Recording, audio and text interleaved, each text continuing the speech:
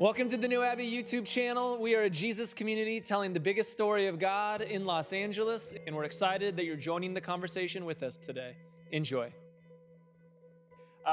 Let's do this. Let's have some conversation. So click that conversation button or click on the link in the chat and answer the following question. What is that one thing that if you had it, your life would be so much better? Enjoy.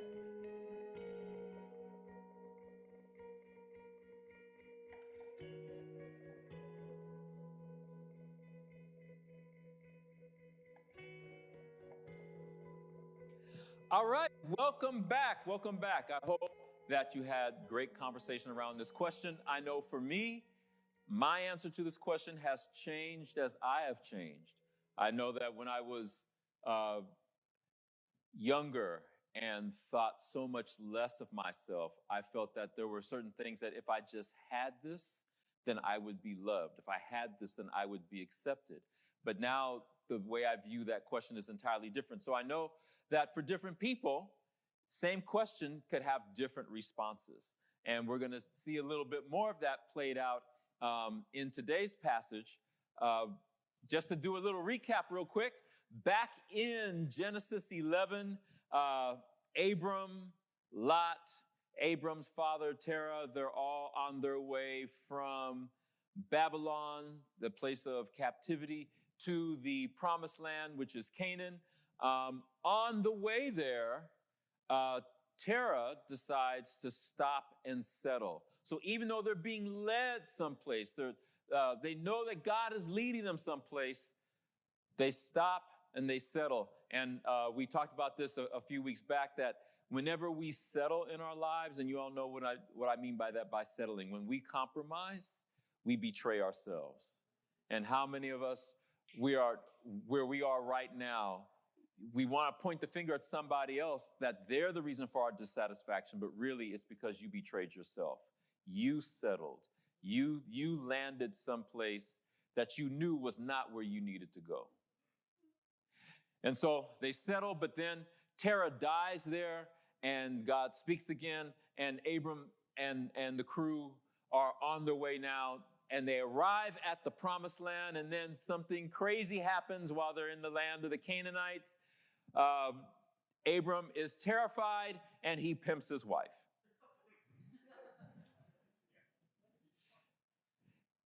And somehow through that all, God intervenes, and they end up leaving that spot with more than what they had before. And that now brings us to chapter 13. So if you would turn to Genesis chapter 13 in whatever you're using for your Bible, read along with me. It says, "So Abram went up from Egypt to the Negev with his wife and everything he had, and Lot went with him.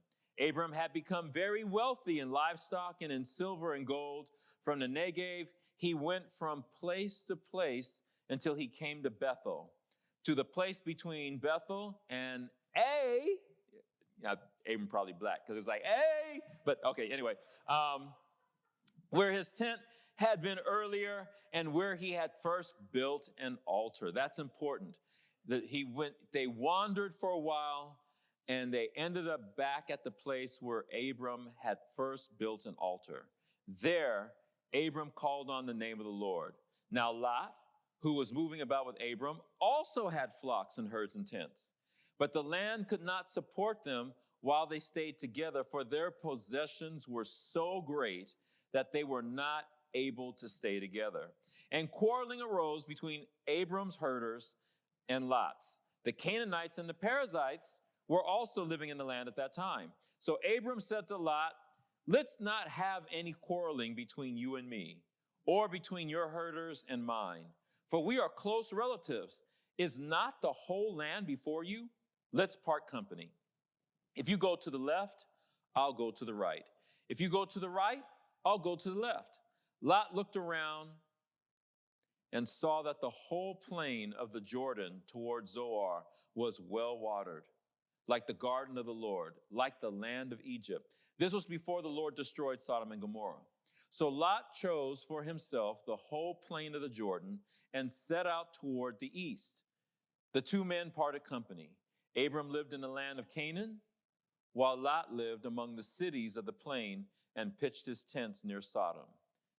Now the people of Sodom were wicked and were sinning greatly against the Lord. The Lord said to Abram after Lot had parted from him, look around, look around. From where you are, there's going to be a lot of pop culture references today. I'm just letting you know ahead of time. Look around from where you are to the north and south, to the east and west. All the land that you see, I will give to you and your offspring forever. I will make your offspring like the dust of the earth, so that if anyone could count the dust, then your offspring could be counted. Go, walk through the length and breadth of the land, for I am giving it to you. So Abram went to live near the great trees of Mamre at Hebron, where he pitched his tents, and there he built an altar to the Lord. This is a lot like the question that I asked and what I was saying earlier. Two individuals, Abram and Lot, experienced the same situation, but their responses are different. And so these are the footnotes that I want you to notice. In spite of everything that is happening in this chapter, there are some things I want you to note. That when they were kicked out of the land by Pharaoh at the end of chapter 12, they're wandering the land, and Abram is wandering until he finds that place where he first built an altar to God, and he worships the Lord there. But then there's some quarreling, there's some bickering going on about the land that God was going to give to them. And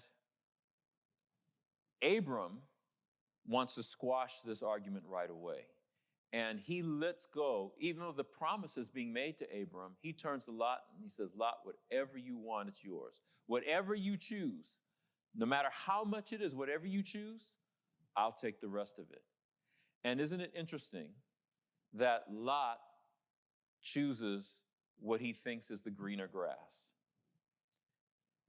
And that's what I found is one of the issues with my life before, was that it was never enough. Yeah, another Hamilton reference, I'm never satisfied, because there's always more that I want. They had plenty of possessions. They had so much, but Lot needed a lot more. And so he looks towards Sodom and Gomorrah, but there's also something else that's going on in Sodom and Gomorrah. It says that the people there are doing wickedness against God. But Lot, here we go again, wants to be in the room where it happens. So two people have different responses. Lot is holding on to something that is going to lead him away from God, and it's going to cause some serious consequences to his family. Abram lets go. Isn't that what we heard in the worship this morning? About letting go, not holding on, but leaning on to God. And Abram makes this decision to find his way back to God. He finds the place where he first built the altar. And then he chooses the land, and God speaks to him and says, I'm going to give you all of this. And Abram's first response this time is to build a home in the land. And you notice that the other thing that he let go of is that he's no longer afraid. Before, when he hears about who lives in the land, he's terrified. Now he's not afraid, and he builds a home. And not only does he build a home, but again, he builds an altar to God, and he worships God there again. Two people come through a situation, but one ends up making decisions that brings them closer to God. One makes a decision that takes them further away from God. In storytelling and in screenwriting, here we go, screenwriters group, the right group, there we go. Just dropping the plug. Boop. All right. 5 p.m. Pacific, 8 p.m. Okay, never mind. Okay, anyway, in screenwriting, one of the elements of a great story is called the dark night of the soul.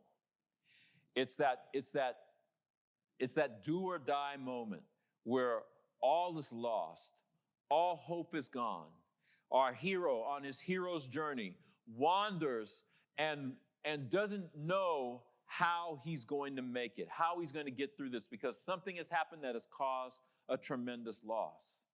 But then illumination happens in that wilderness. Illumination happens in that dark moment, because it's always darkest before the dawn. And somehow illumination comes, and with that illumination, there is a change in perspective. The difference between Abram and Lot is perspective. And in our dark nights of the soul, and we see this all the time in great storytelling. Like, for example, Elf. All right. All right. So, Buddy is on his hero's journey. What's his hero's journey? He's going to go to New York to find his father and help his father not be on the naughty list. Right? But then, what's his dark night of the soul?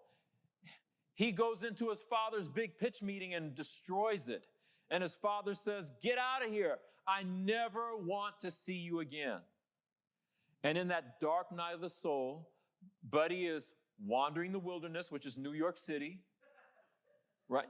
And then he comes to a bridge, and there's that whiff of death, because he's staring down off the bridge. And they don't necessarily say that he's contemplating suicide, but it's how that is captured in that moment. But then illumination happens. He looks up and he sees Santa's sleigh land in Central Park. And with that, he goes to Central Park, and his decision at that moment changed. He rewrites just what Corey was talking about 2 weeks ago. He rewrites the story. He changes his direction. He no longer is seeing defeat. He sees how he can bring Christmas cheer to all. He brings hope to Santa. He brings hope to his family. He brings hope to his father. And he brings hope to the city. And not only does he find his father, and his father's no longer on the naughty list, but Buddy also, not only does he find family, he now builds a family. Since it's Black History Month, I got to say something about Black Panther, right? Since it's the third anniversary. Here we go again. Two people with similar situations, but different outcomes. Because both T'Challa and Eric Killmonger, they have both lost their fathers in tragic situations. Both of them recognize their heritage in Wakanda. Both of them say that they want to use Wakanda's resources to help their people. But one is willing to do it by means of sharing the resources. The other wants to do it by any means necessary, even if it means killing his own people. And so what happens with T'Challa? That dark night of the soul, where now he and Eric, they have their battle, and there's that whiff of death where T'Challa loses the fight. We actually think he's dead, but he's in the wilderness. And what is the wilderness? It's where M'Baku lives. Right? And then what happens? There's the illumination where he is brought, as he is being brought back to life, before he becomes conscious, he goes to the land of the kings. And he makes the declaration that you have all done it wrong. You have betrayed our principles. You've betrayed our values. You betrayed who we are. But I will not be a king like that. And now he's on a trajectory of not just sharing with the people of Wakanda, not just sharing within Africa, but sharing the resources with the world. When we look at Abram and Lot, that dark night of the soul was when they went into Canaan. Abram originally was terrified. That was his dark night of the soul. And isn't it something with us in our wilderness situations? We always believe that God is leading us that God is leading us to something, but then when those challenges come up, we don't believe that God will lead us through it. God is always leading us to somewhere, but then we have to build the capacity, we have to build the trust to know that God will lead us through something. And then how do we ever know that God will lead us through something unless we go through the wilderness? So let's talk just a little bit for a moment about the wilderness. And for many of you who made it on Ash Wednesday over to Arlington Park for the Ash Wednesday, that was just so beautiful. The meditations that were written out. Wait, I got to pull up to this one particular piece right here. Oh, right. The meditations that were written by Stephanie Jenkins. There's a couple of pieces in there that I want to read to you that you'll see here on the screen. That the wilderness is a place of return. The word repent means to return to God. God is our starting place, our true home. How mysterious that in the wandering in the wilderness, we find our way back home. And then it goes on to say from Matthew chapter 4, verse 1, then Jesus was led by the Spirit into the wilderness. In the wilderness, the ancient rhythms of sun and wind, water and earth strip us of our egos, trappings to please, perform, perfect, and protect. We are invited to let go of all that does not truly serve life.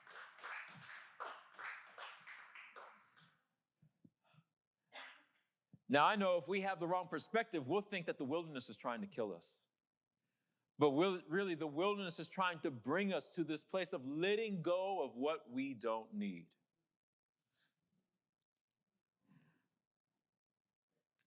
I want you to note that in Matthew 4:1, Jesus was led by the Spirit in the wilderness. God will lead us. You got to hold on to that where you are right now, your wilderness, God led you there not to destroy you, but to bring about a new perspective that leads you into that promised land where you're no longer living in fear and no longer living in destruction and no longer living in the internal pain that is destroying you.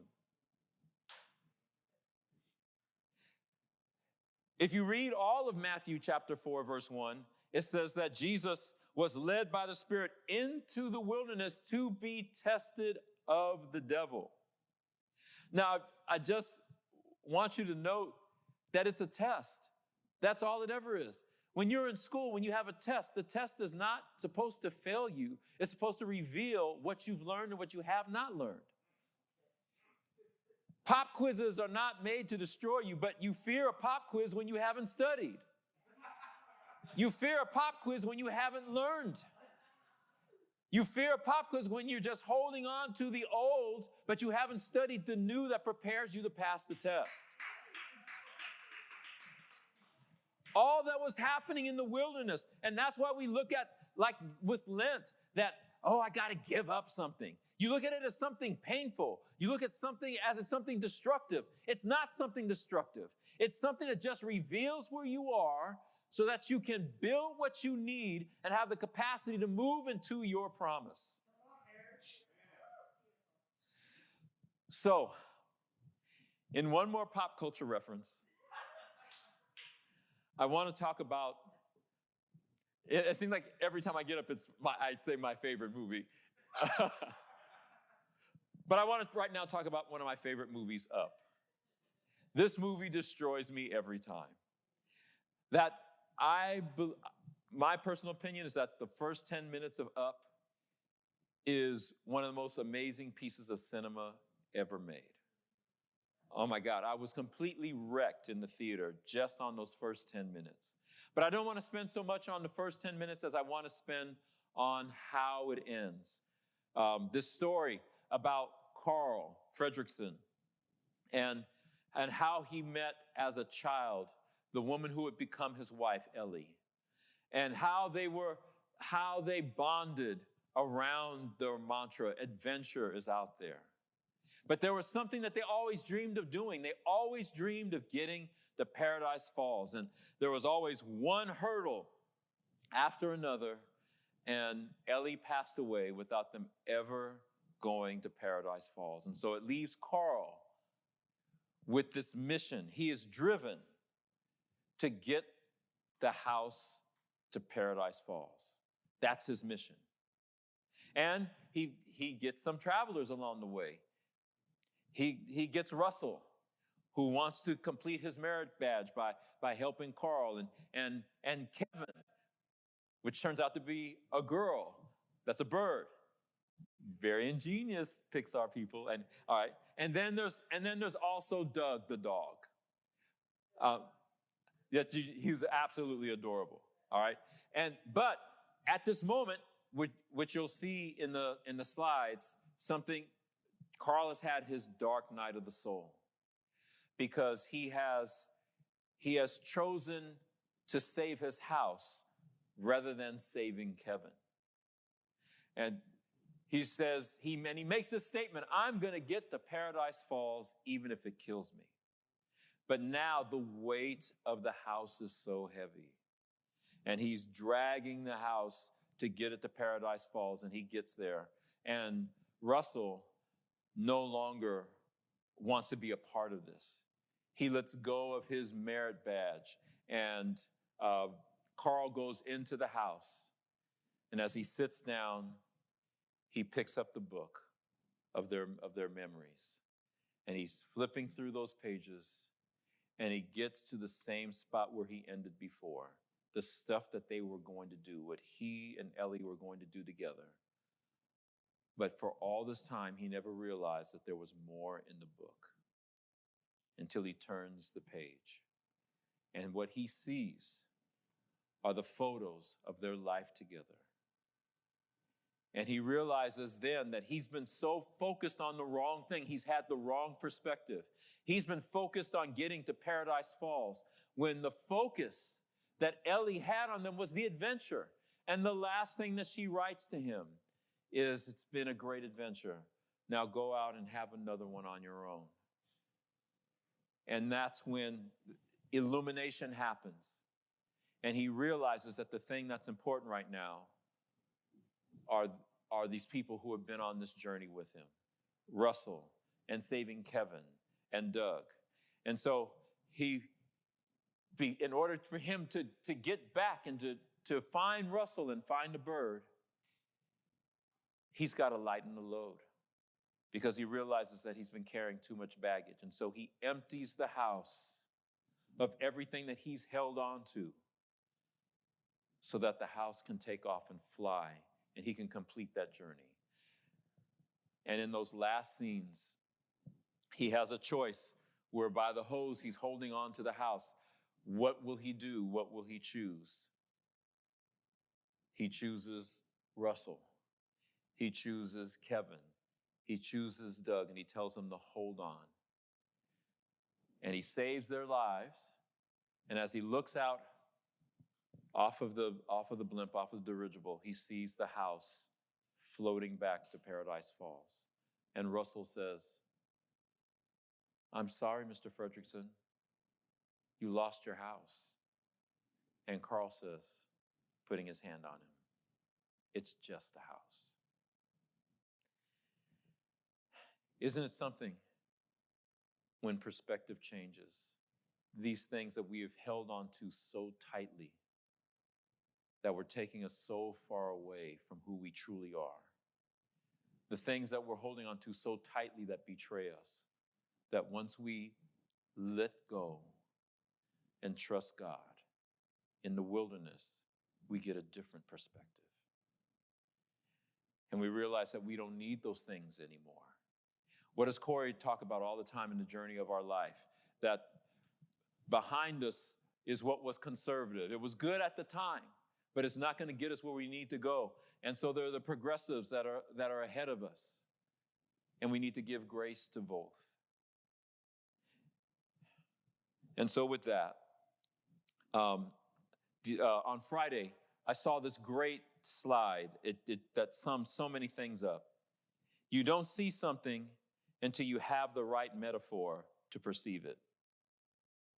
You don't see something until you have the right metaphor to perceive it. And I never metaphor I didn't like. I'm so sorry, I just had to just throw that one out there. But the truth is you do. Because it's that metaphor. It's the wilderness. The wilderness is the metaphor that helps you see what you did not see before. It's not there to destroy you. It's there to give you the capacity that you need to move forward. And so just reminding you again, the statement that I read earlier, we are invited to let go of all that does not truly serve life. What are those things that are not serving your life right now? What are those things that are leading you away instead of drawing you to God? What are those things that are leading you away from who you truly are? And what are those things that are helping you see that you are the Imago Dei and that you are worthy of love and that you are worthy of life and you are worthy of belonging? We're all dealing with our wilderness right now, but how will we rewrite our stories during this time? Will we exit our dark night of the soul, the hero or the villain? It all depends on how we see things. And so with that, we're going to send you back into your conversations to answer this question. What perspective can you let go of that will make your life better?